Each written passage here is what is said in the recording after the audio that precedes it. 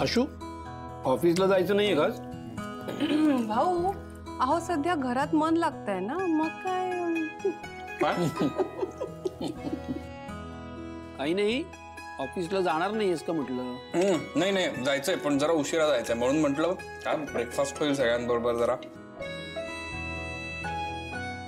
सगळ्यांसोबत की फक्त बायको सोबत?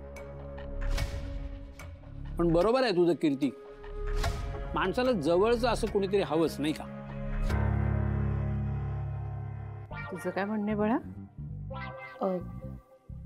हो माझं पण हेच म्हणणं आहे, पण आता ज्याचा त्याचा प्रश्न ना. हो ना शिवा? हो अगदी बरोबर. बापरे आई, शिवा आणि ताई एकाच गोष्टीवर अग्री होत आहेत. आज काय खरं नाही सगळं. आशू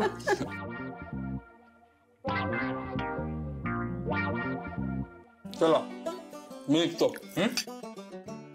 मी पण निघते, काय असेल तर सांगा मला. हा ते सरांचं जरा आज करायचं आहे ना, तो व्यवस्थित जाऊन येते. काळजी घे आणि काही लागली मदत तर सांग. हो हो सांग. शिवा अगं थोडा वेळ आहे का तुझ्याकडे? थोडंसं बोलायचं होतं. काय झालं काकू, बोल ना. नाही थोडंसं बोलायचं आहे अगं. ठीक आहे आशू तू जा, मी नंतर जाईन. चला अच्छा बाय. Bye bye. बोल.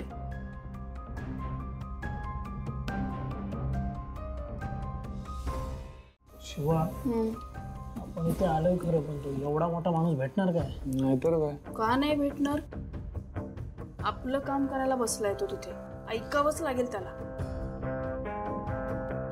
मला एका ठिकाणावर हाकललंय, आता इथे हार नाही मानणार मी. शिवा त्या शिला मावशी सांगत होत्या ते शिपाईंना भेटायला गेले होते, पण शिपाई काय ऐकत नव्हते म्हणून त्या ओरडल्या त्यांना. हो मी पण होतो. हा आणि शिवा ते जे शिपाई आहेत ना त्यांना जॉबची काही भीती नाही, त्यांनी असे खूप लोकांचे जॉब खाल्ले.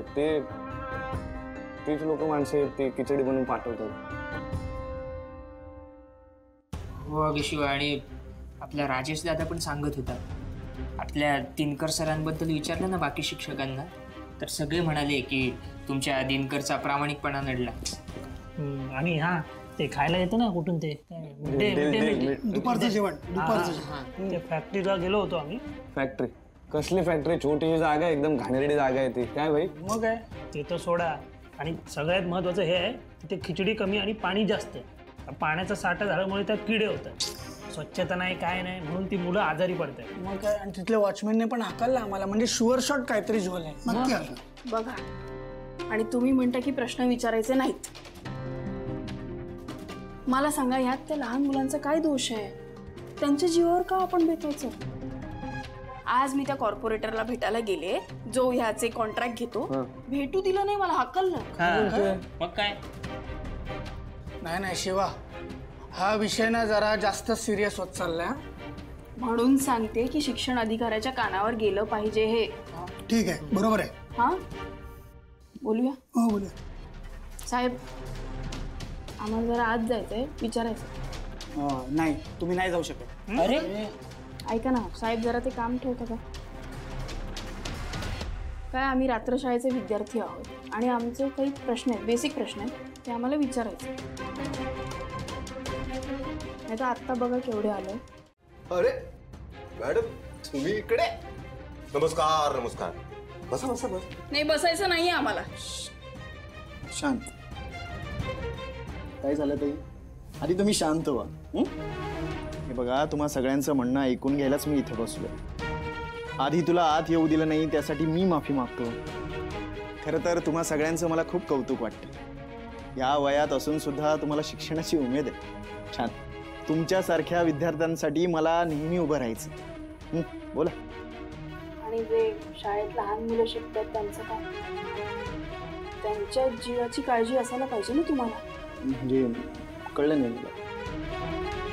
साहेब काय आहे ना, जे शाळेत घाणेरडं अन्न मिळतंय पोरांना, त्याच्याबद्दल बोलायला आले. तुम्हाला माहित नाहीये का? घाणेरडं? हो. काय कसं शक्य आहे हे? नाही हे बघा, तुमचा काहीतरी गैरसमज होतो. अहो त्या मुलांची आम्ही पूर्ण काळजी घेतो आणि त्यांच्या जीवावर बेतेल असं काही एक आमच्याकडून होणार नाही. बर, आता जे मी सांगेन ना ते ठरवा. ठीक आहे?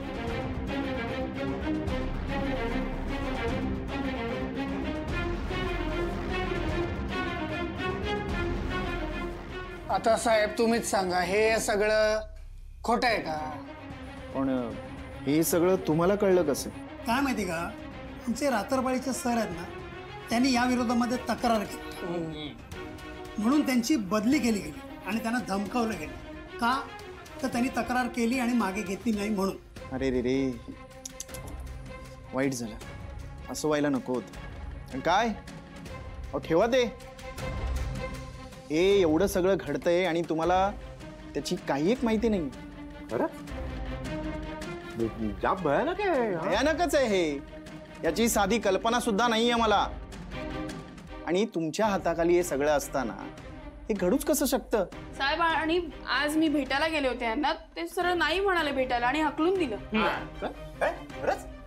नाही मला नाही माहिती तुम्ही आलेला. खरं सांगा ना. नाही काय बिझी शेड्यूल, बिझी असतो ना. नाही नाही, ही नाटकं आहे ना तुमची बंद करा.